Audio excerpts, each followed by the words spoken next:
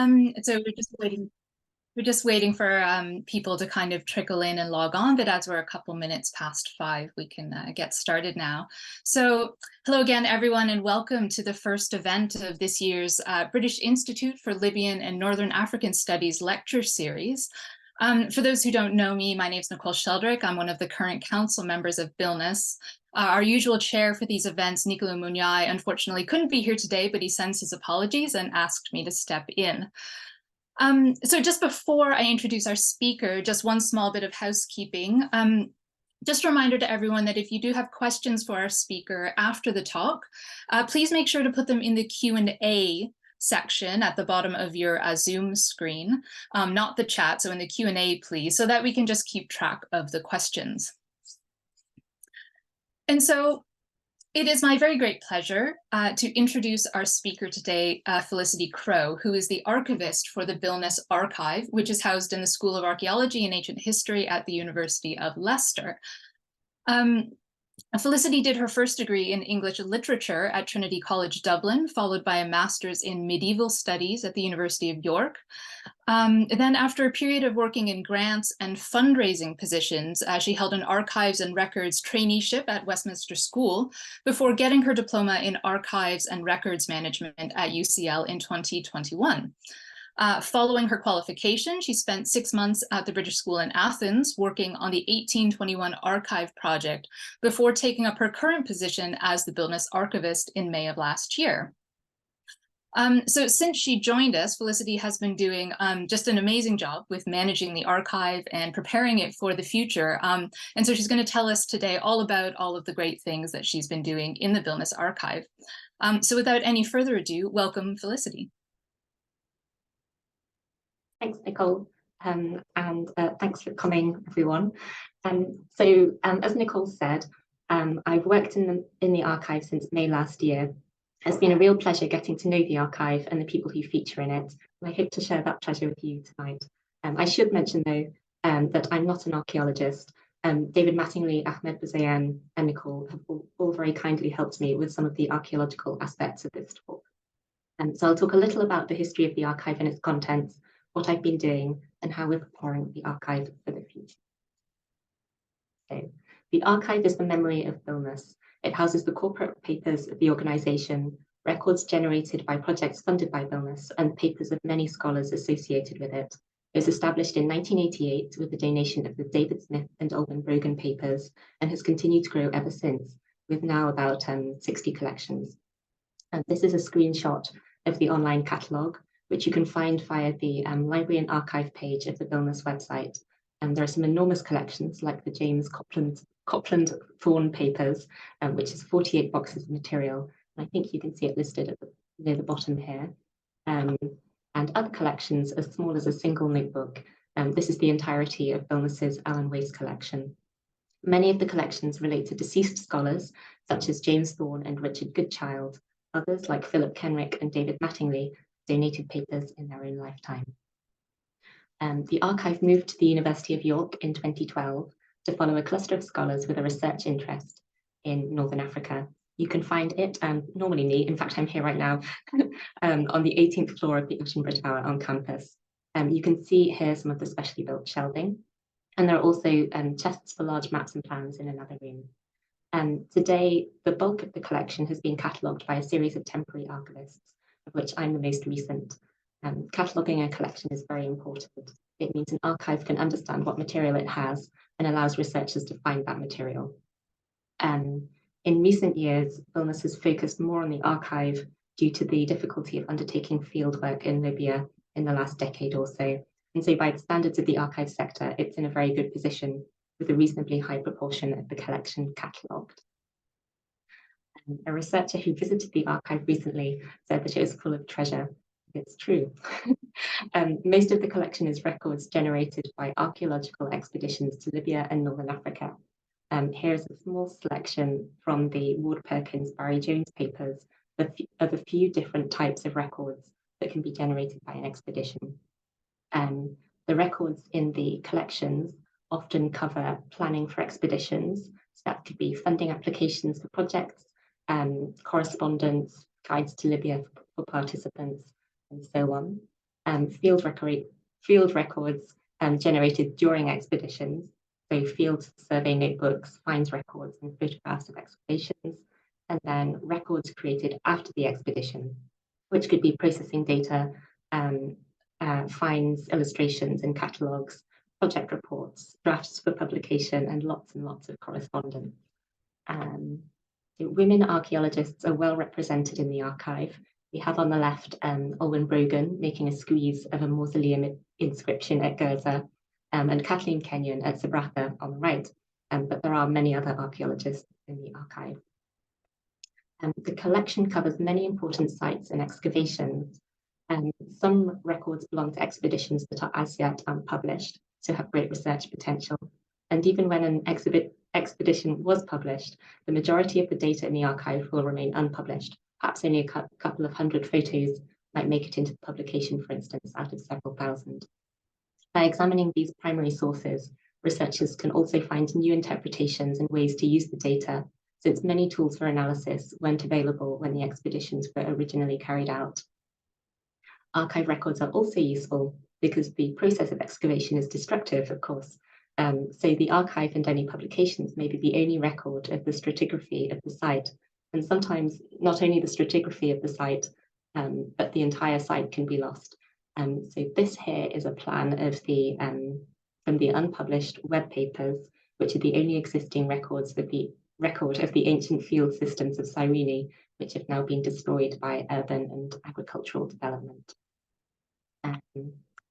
Yes, and to take an example from the UNESCO Libyan Valley Survey, or ULBS, Nicole very kindly looked for me and couldn't find farm GH126 using satellite imagery, and strongly suspects it was destroyed because it was in the path of a road that you can see here, which was constructed in 91. Judging by the pottery that had been found at the site, GH126 may have been one of the earliest Roman period farmsteads from the project. And I've added a record with sketch plans of the site on the right.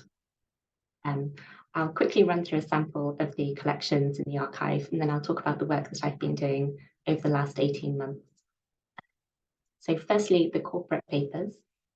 These give a thorough record of the history of the Institute from when it was established in 1969 as the Libya Exploration Society, as is described, you can see just here, to today. The papers contain BILNAS's founding documents, as well as correspondence with the Department of Antiquities in Libya, the British Academy, the French and Italian archaeological missions, members of the Society, and scholars from many disciplines with an interest in Northern Africa, among many other items. The corporate papers show the real variety of BILNAS's interests and activities, and how those activities have changed over the years. They also give a good sense of the importance of archaeology in Libyan politics and international relations. In some periods when relations between the UK and Libya have been strained, expeditions were one of the few lines of communication between the two countries. So the Fezzan project, for example, mostly took place in the years after the Lockerbie bombing, when diplomatic relations had ceased between the two countries.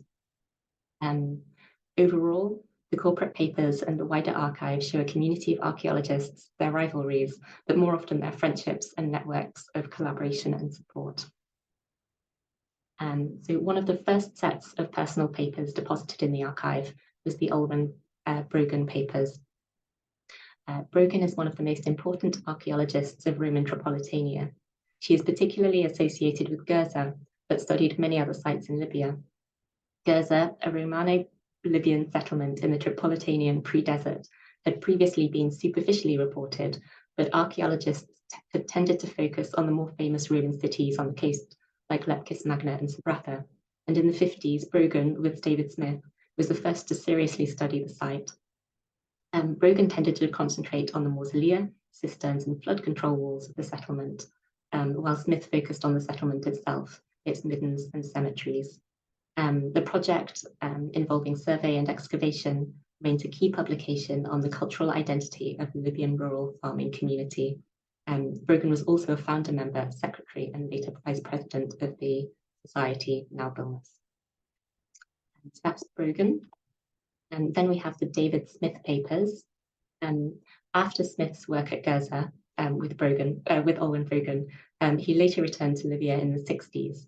directing expeditions to the Cyrenaican coastal city of Tocra. Some of the Tocra material hasn't yet been published.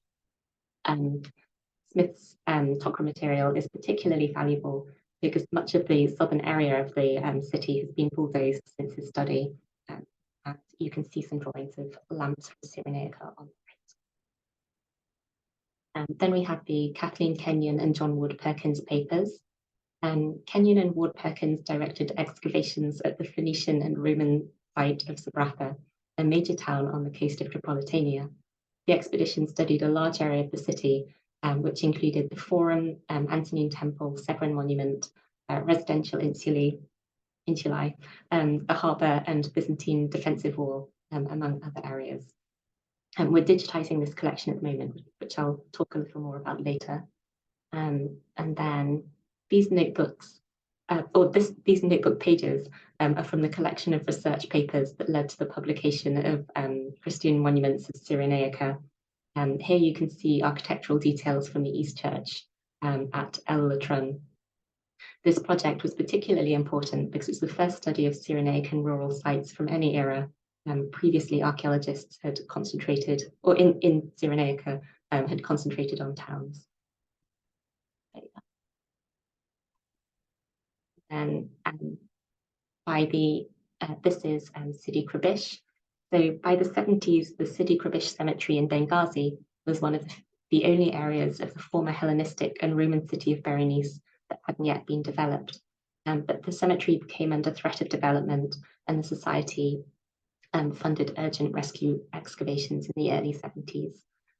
This project brought new insight into the dating of pottery in the Eastern Mediterranean. And in this photograph, you can really see the city sort of pressing around the edges of the site and lots of trenches.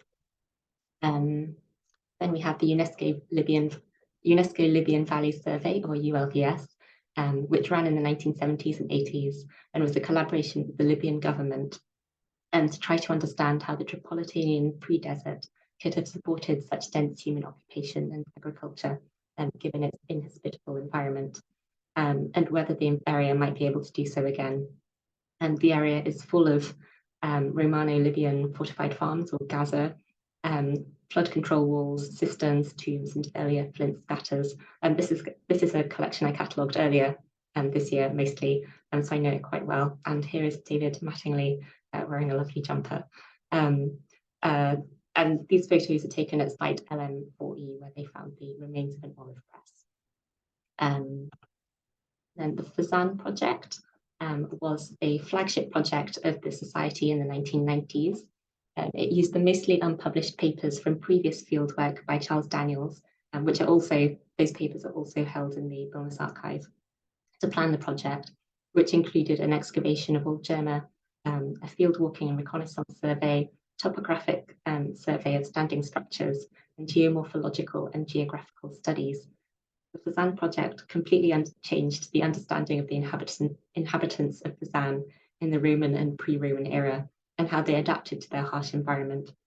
I'm just cataloguing this collection at the moment. So I've been working through excavation notebooks and diaries, and theodolite surveys, drawings, photographs, correspondence, and much, much more. This is a lovely kite shot of an antennae tomb with the antennae or arms sort of reaching out towards the east. This type of tomb is reasonably common across the northern and central parts of the Sahara. And there are lots of other collections which we don't really have time to cover this evening. Right, so this is me. So a little about what I've been doing in the archive. Over the last 18 months or so, I've been involved in a real variety of tasks. I've catalogued new material, ingested legacy catalogues into the archive, added new information to existing catalogue entries. I've been managing the digitisation of the Kenyon Ward Perkins collection, the Sabratha material, been planning for a public engagement project, and have created policies and plans to ensure the archive is more sustainable in the future. So we'll start with legacy catalogues. Before I arrived at BILNAS, Dr. Ahmed Buzayan, the John Doe scholar, created an enormous spreadsheet documenting the more than 5,000 maps, plans, and illustrations in the archive, including this elevation of the Severan Basilica at Leptis Magna with a little angry griffin, and a plan of Cyrene East Church. One of my first tasks when I arrived was to add the information to the catalogue so it could be seen by researchers. And to do this, I added a hierarchy, standardized the data, adjusted it to international archive standards, so that's ISAG, then ingested it into the catalogue. And now the little griffin and all the other maps, plans, and illustrations can be searched online. I've also been, oh yes, no, this is fine. I've also been cataloguing the backlog of uncatalogued deposits. This has included the ULBS project, Zidi Kribish excavations, Isabella Siostrom collection of Lepkis Magna pottery drawings, many more maps and plans, additions to the corporate papers and other collections, and now, as I mentioned, the Fazan project. I'm not quite sure how familiar people attending this talk will be with archival work, so I thought it might be useful to talk briefly about the decisions an archivist makes when cataloguing an archive. I find it very interesting, but you might not. So cataloguing is one of the real pleasures of being an archivist. Most archivists, or the ones I know, are quite nosy people, and cataloguing can feel a little like eavesdropping on conversations in the past. It's also extremely satisfying turning the disorder of an uncatalogued collection into order. So first of all, before getting stuck into cataloguing a sort of new collection, I've researched the context of the collection and have a quick skim read of some of the publications generated by the expedition. I checked there weren't any conservation emergencies such as active mold, damp, insects, and so on. Then I'd have a quick rummage through the collection and make a rough sort of box list of what it contained. The next step is appraisal, so deciding which records to keep and which to dispose of. There are some appraisal decisions which are very easy indeed. So if you have 20 identical unsigned copies of a memorandum of understanding, you can probably get rid of 19 of them. But other decisions are harder. In order to decide which records are important to keep, you need to think about how you define important. Records with original archaeological data, or that show how that data has been processed and used. So for example, these excavation notebooks from Sidi Kribish on the left, or this printout of the ULVS pottery finds database, I would of course keep. When there are records with traces of Libyan life and people, I would tend to keep these too, like this scrap of paper about a knowledgeable old man who helped on the ULVS project. I might also be interested in keeping records with emotional power. So for example, one of the last letters sent by an archaeologist before he died young. When cataloguing unpublished excavations, I would also tend to keep much more than published excavations. So once you know what you have and what you will keep, you can start to fit it all together into the series and sub-series of an archive hierarchy. As an archivist, you try to preserve the original order of a collection. This helps researchers find material and to understand its context and meaning, something that's especially important with archival records, which often don't make much sense if taken out of context, like these notes from notebooks and the Brogan papers. I think some of them, you can sort of guess what they're about, some of them, yeah, just confusing. But trying to uncover that the original order of a collection can feel a little like detective work. In the BILNAS Archive, many of the collections have been passed between archaeologists who have used and reused, and who have used and sort of rearranged the papers for their own research. So it can feel a little like an excavation through several layers of occupation. One example of this is the Fazan project, which reused and reordered the archive's Charles Daniels papers. So yes, they've been a bit tricky to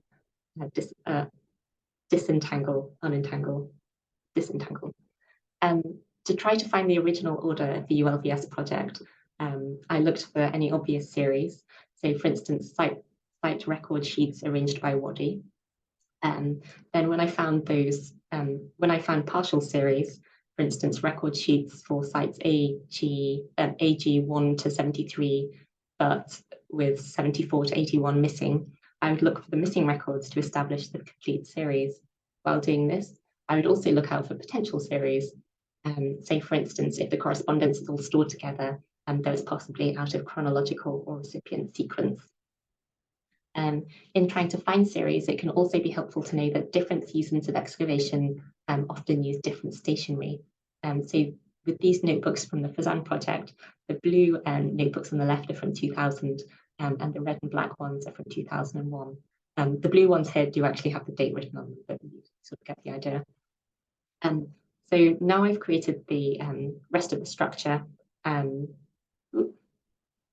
can add the miscellaneous folder with sort of awkward records that don't fit anywhere else. And I quite like rummaging through other archives, miscellaneous folders, and seeing what things they've hidden in there and that didn't fit their system. All right, so once I have my hierarchy, I can start creating catalogue entries for each record. There are some required fields like the date and extent, but much of what I write in the catalogue entry can be very subjective. You have to imagine future researchers and which elements of the record they might be interested in. If you take this page of the Sunday Ghibli, which was an English language newspaper based in Tripoli, you can see a picture that shows British soldiers re-erecting a column at the Temple of Zeus at Cyrene. So that's, I'm not sure, I don't think you can see my mouse, but it's like just in the center on the left, top center. Which an archaeologist might find useful for understanding how Cyrene has changed in the 20th century. But in the same issue, there are also adverts for swimming costumes, as you can see on the right, and articles on Libyan news from the perspective of the local English-speaking population. If I don't note down these other details, history researchers won't be able to find them, so I need to think carefully about how to describe each record in the catalogue. And then finally, with the structure in place and each entry added to the catalogue, I would create the finding aid to help researchers understand and navigate the collection. And here is the top part, I couldn't fit it all on, of the finding aid for the David Smith collection. Yeah, and then all done. So now that much of the collection has been catalogued, we're working to enhance it and make it easier to search. To help researchers search the collections, BILNAS has developed the online Heritage Gazetteer of Libya, which is a project led by Charlotte Rouchet, and which will be an extremely useful tool.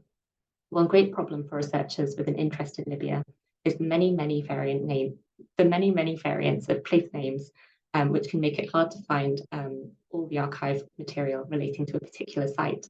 Some sites might have a Roman or Greek name, ancient names of Libyan origin, a modern Arabic name, and various transliterations into the Roman alphabet, which can change depending on the period the transliteration took place and the nationality of the transliterator. So, for example, what I would call Tocra with a C has many different names, as you can see here. And at the moment, in order to find all the archive records relating to Tocra, a researcher would need to search the catalogue for using several of these different variants. At the moment, I have some student interns working to link the Gazetteer to the archive catalogue, so that using the Gazetteer, which has a single page that links all the variant names for each location, a researcher will be able to find all the records relating to a place, no matter which variant name they use, which will be very useful indeed. It does have other uses as well, but I think it's not really my area. I've also been collaborating with the archivists at the different British Research Institutes, or BIRI, on the BIRI Digital Archives project, which is a great chance for us all the archivists to identify how we can enhance our online catalogues and use digitized records. I'm just a small part of this project, which is led by Konstantina Georgiadou, Charlotte Rouchet, Nurdan Chayarezmes, Amalia Kikisis, and Valeria Vitali. And I missed someone. As part of this project, we're preparing to establish an online search portal that researchers will be able to use to search all of the BIRI archives at once. In order to do this, much work needs to be done.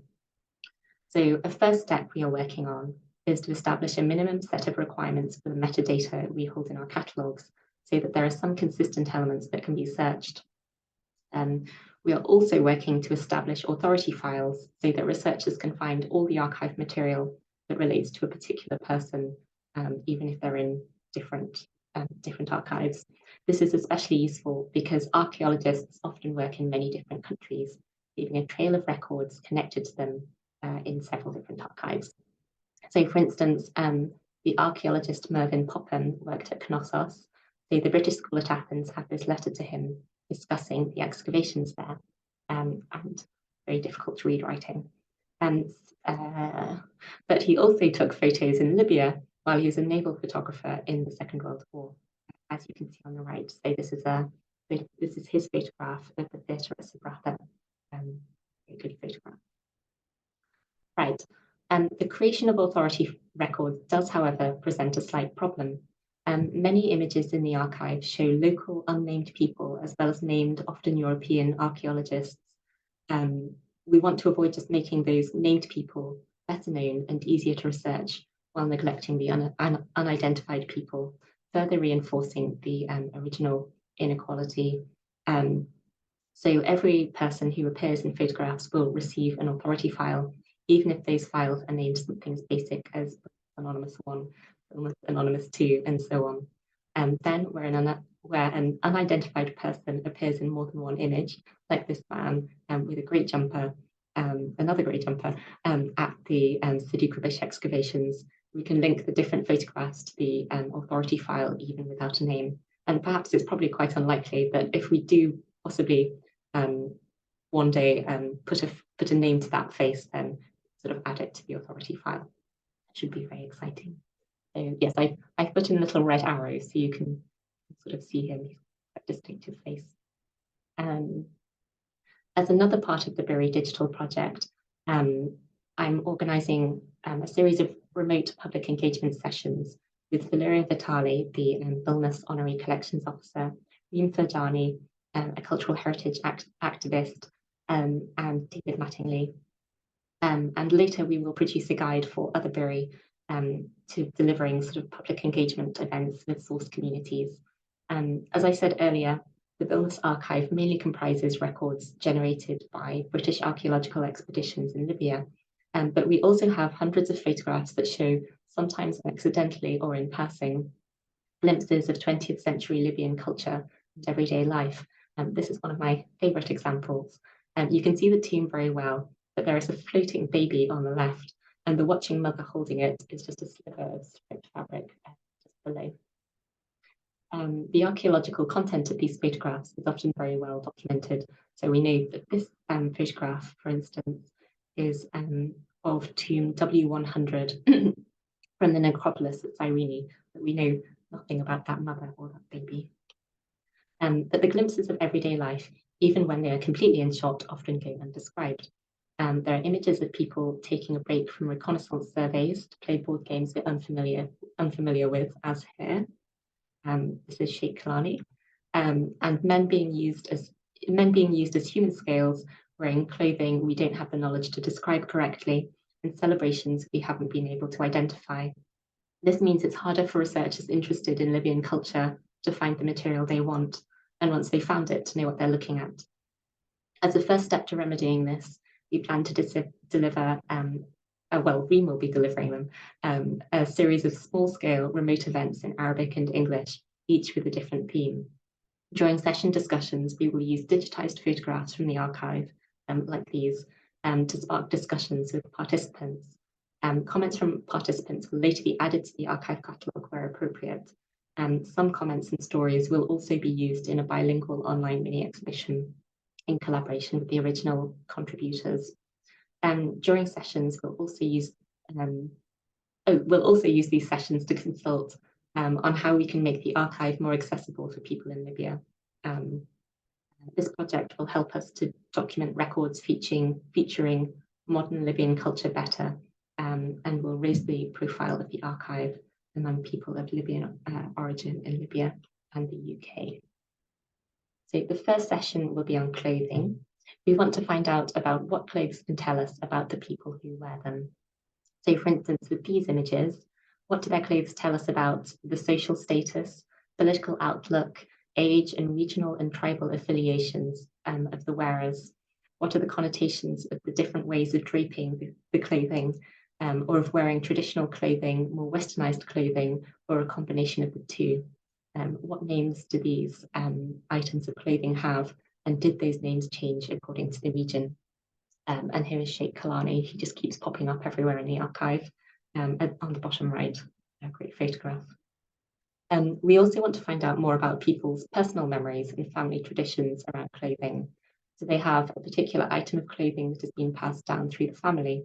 Do they remember their grandfather wearing a hat like this? Do they remember playing with it when they were younger? Another session will be on the significance of built heritage to Libyans. We will use photographs showing non-archaeologists experiencing archaeological sites and built heritage being reused and repurposed. For example, Arabic graffiti on a Roman era mausoleum and Roman era material being reused in more recent buildings like these. I think it's very unlikely that anyone participating in sessions will have graffitied the Roman mausolea at Giza or anything like that. But we will use these photographs to spark a more general discussion about how Libyan built heritage is used and reused today, and Libyans experience built heritage and the meanings it holds for them. Did, for example, they go on school trips to archaeological sites or hang out there as teenagers? Do they have a daily morning walk there or take their children there? Or even do their relatives leave their rubbish there? How has the relationship with heritage changed through the generations in their family? And what has their experience been of archaeological excavations taking place in their area? I find that really interesting. And did they feel informed about what was happening? We're also planning a session on photographs with people who may be Libyan archaeologists, but whom we haven't yet identified. I think this is Sheikh Kalani yet again, sort of on the far right of the photograph on the left, but maybe I'm wrong. Generally, photographs showing people at excavations are not labelled with their names, whether they're European or Libyan. We can often identify the European archaeologists more easily, but the Libyan archaeologists can be a little trickier. We will see if people can recognise them, and if we manage even just one to identify even just one Libyan, we'll be very pleased. Yes, and if anyone with Libyan heritage here would be interested in joining any of these sessions, do get in touch. But get in touch quite soon because they're going to start soon. So digitisation.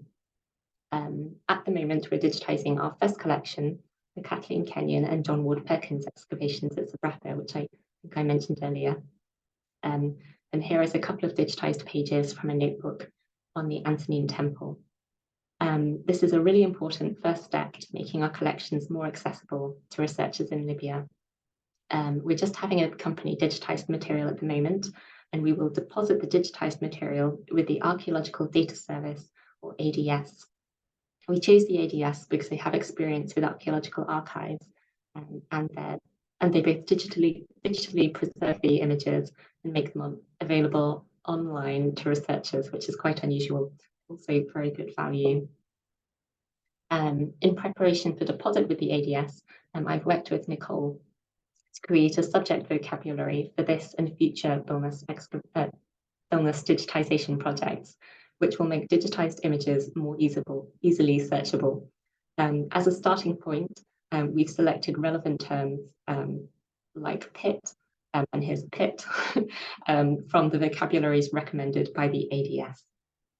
But these recommended vocabularies are created with British archaeology in mind. So we then added words specific to North Africa, which we took from the North African Heritage Archives Network, NAHAN, like Marabouts, the burial site of a holy man, and here is a picture of one here. We then added a few words of our own that hadn't already been covered, but would be particularly useful for the BILNAS archive, like opus africanum, a style of masonry, or foggera. So I don't have time to do everything I'd like to myself, but we've recruited about 8 or so. We've recruited about 8 or so student interns who have worked in the archive while learning new skills. And here's one of my interns, Katrina, scanning some negatives from the URPS survey. And there have been a few different student intern projects. So one set of students each picked a Libyan monument and used photographs from the archive to see how it changed through the 20th century, either through being damaged or restored. And it was sometimes challenging for them to track changes, since photographs are often from different angles. But students still found some interesting alterations. Others used archive material to create mini biographies of the women archaeologists in the archive, and we added some information from these to the archive catalogue. And others have looked through the archive, the traces of the experience of Libyan archaeologists or workmen who collaborated with excavations. And one nice example of this is this Arabic vocabulary in one of the Sidi Krabish excavation notebooks. I think you can, I'm not sure if you can make it out in the photograph, but perhaps if you look carefully, you can see ladder, bucket and rope, but also moustache, married, scorpion and cigarette. So interesting conversations. Right, the future.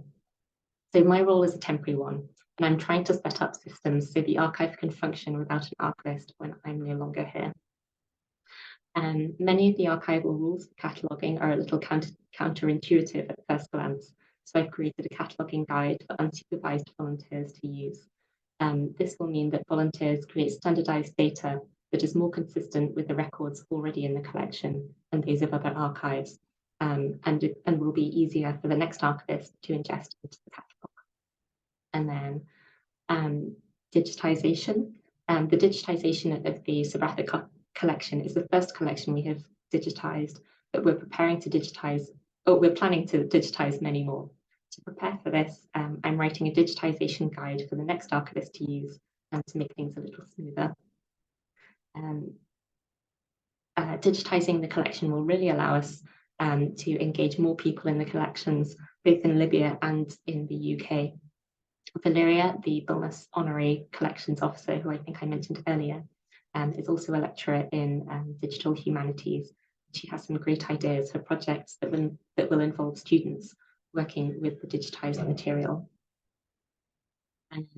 I've also worked, here are some lovely floppy disks. I have also worked on creating a digital preservation strategy for the BILNAS Archive, which will help volunteers when I'm not here.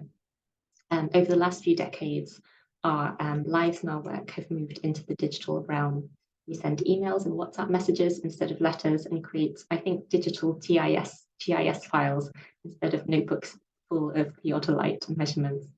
But this digital material is more fragile than its predecessors, and there are concerns in the archive sector in some areas that there is an impending digital dark age, or a period with very little knowledge available to the researchers of the future due to a lack of effective digital preservation. Analog material is mostly much easier to preserve. Newspapers can be a bit of a headache, but otherwise, if you have a letter or a site record sheet, as long as the environment is reasonably stable, without dramatic temperature or humidity fluctuations, hungry mice or eager bookworms, then you don't need to do too much to preserve it. Digital material is quite different, and digital preservation is, I think, something that the archive sector is still grappling with. In the BILNAS Archive, I've experienced firsthand the speedy degradation of digital material, having spent quite a lot of time trying to wrestle information from floppy disks, and here are some from a few different projects, and quite a bit more time once the files have been copied, trying to access the ones in obsolete formats with mixed success. And this can be caused by hardware becoming obsolete, file formats no longer being supported, bit rot and other problems. Fortunately, we often have printed copies of the digital files as well, but not always. For the future, then, I've created a digital preservation workflow to guide the John Doerr scholar through the process from receiving the digital material to depositing the data with the ADS. We won't have a digital preservation system of our own, since we'd need a sort of permanent archivist to maintain it. I've also created a list of recommended file formats for depositors to try to ensure that we can access the digital data that we receive. And hopefully they'll be more sort of usable in the future. And I think that's pretty much everything. So thank you for listening. Oh, I should add that researchers are very welcome to visit the archive, of course, and I'm very happy to answer any inquiries or give advice on how to use the catalogue. I've made a note of my email address here, but you can also send inquiries to Pauline, the General Secretary, who can sort of pass them on. Okay, great, thank you. Fantastic. Thank you so much, Felicity, for that. That was such a really interesting overview of the archive and of the really important work that you do for BILNAS. And for me, it's just always such a delight to see the kind of variety of materials that are in the archive, and that, you know, there's so many such beautiful photographs and documents and things. So while people just maybe start formulating some questions and put them in the Q&A section, maybe I'll start with the first question for you. So you quite understandably focused mostly on the many of the collections and documents that at least were originally related to archaeological expeditions and archaeologists, as you've said. As understandably, this is what makes up the majority of the archive. But just out of interest, and, you know, so people can get a sense of kind of some of the other stuff that is in there, I wonder if maybe you could just tell us maybe quickly, what are some of the more kind of interesting or unusual items or collections that you've come across in the archive that are not actually related to archaeological expeditions? Yeah, I suppose as a non-archaeologist, I sort of do tend to, yeah, so there's the Sunday Ghibli collection, which is the newspaper. I think I showed the pictures of the people in swimsuits, and that can be really interesting, just like looking through, looking through the different adverts and how they thought about the world and things. So that runs from, I think, the 50s to the 70s or late 60s. Yeah, other non-archaeological. There are lots of photographs of, I suppose, like Libyan culture. Yeah, I can't think of anything else off the top of my head, sorry. Well, we'll just encourage everyone to go to the catalog and have a look for themselves of what yes, all the amazing things that are there. Okay, so we have some questions in the Q&A, so I'll start with the first one here. So our first question is from Elizabeth Gardner. She says, "Thank you so much, Felicity, for a fascinating and fabulous tour of the archive." She has two questions. Firstly, what has been your favorite record so far? I'll let you answer the question, then I'll ask the second part of the question. That's a good question. I think, I don't mean to be boring, but it's the picture of the picture with the floating baby, just because it just keeps sort of yeah, it keeps sort of hanging around in my mind, and just that mother who's the sliver of fabric. Yeah, otherwise, yeah, I think the Olwen Brogan collection has just the collections are so beautiful and the photographs are so beautiful. So there are quite a few photographs from that collection in the presentation. So maybe some of those. Yeah, there's also a lovely, again, non-archaeologist speaking, there's a lovely carving of a camel at Gerza with sort of wildflowers, and really like that. I didn't put that in the presentation. Excellent.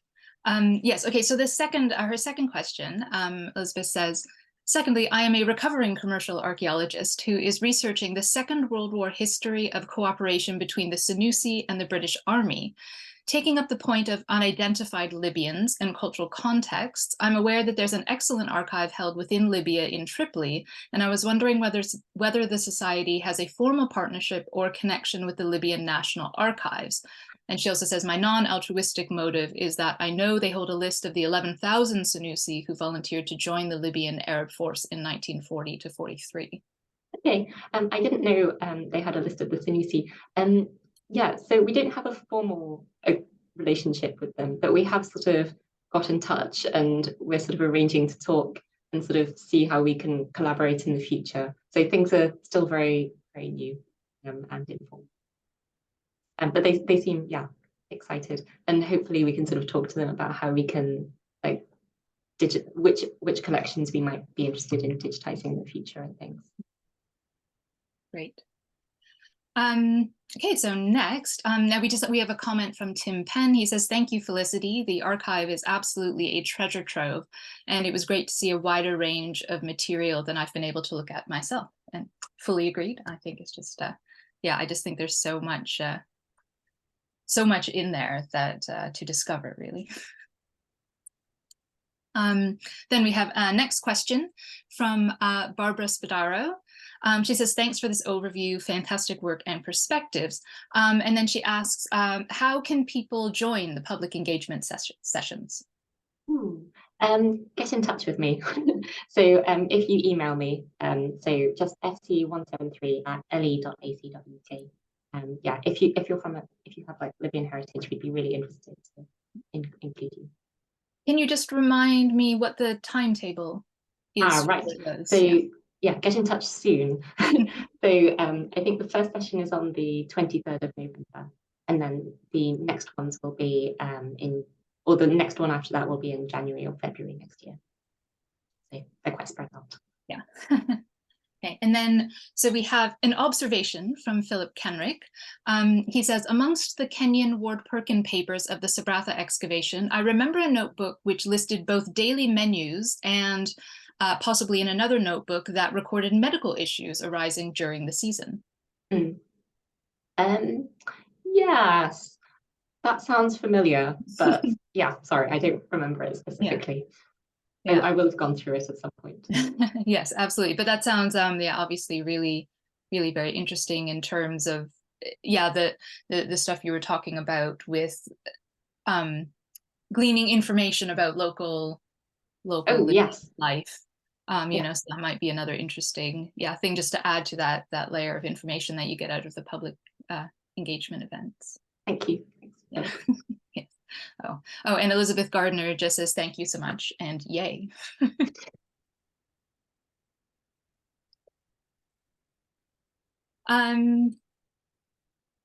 Yes, do we have any further questions that people want to pop in the chat quickly?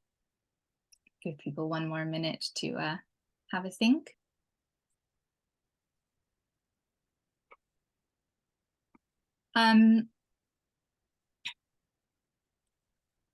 Yes, so we have another question from Mohammed Kanawi, and he asks about plans to have some of the materials published online and whether there are plans.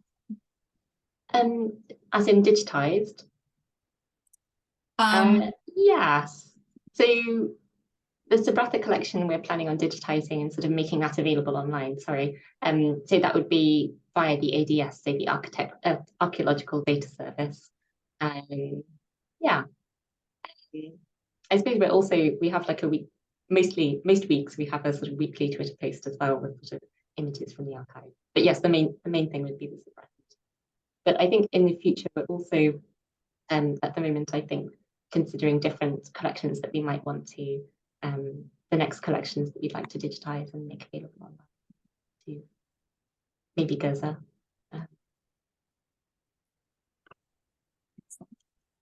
Great. Thank you, Felicity, very much again for that.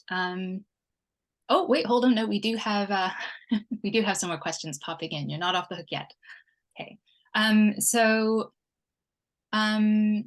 Oh, Charlotte Boucher is just asking, what is the X/Twitter handle where these get posted? Ooh, so it's the official BILNAS account.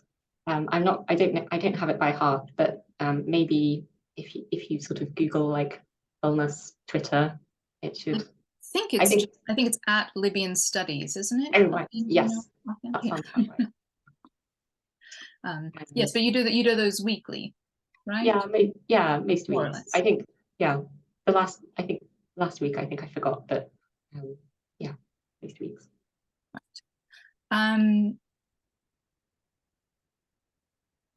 Yes, so okay, and we have one more question from Mufta Haddad. He says, thank you very much for this presentation on the archival compilation. Does the archive contain documents or photographs related to Libya's intangible heritage, including some of the traditional crafts that are now extinct? Good question. It does have photographs of intangible heritage. So we have photographs of weaving, people making baskets and ropes. I think we also have people dancing, if that counts as intangible heritage. Yes. Yeah, and I think there are others as well. But yeah, those are the main ones that come to mind. Excellent. But yes, I'd be very, if you wanted to get in touch, I'd be very happy to have a proper look through the archive. And yeah. And then we've just got some other general comments from Geneviève Protière and Ahmed Bouzayan, thanking you for a really fascinating and wonderful talk. I think, yes, I know I have really enjoyed seeing this material and hearing you talk about it. And yes, I'm sure everyone else has as well. So yes, thank you again for being here. I think just if there are no more questions before we thank Felicity again, I do just want to remind everyone that our next BILNAS event will be our annual lecture, which is taking place the 28th of November.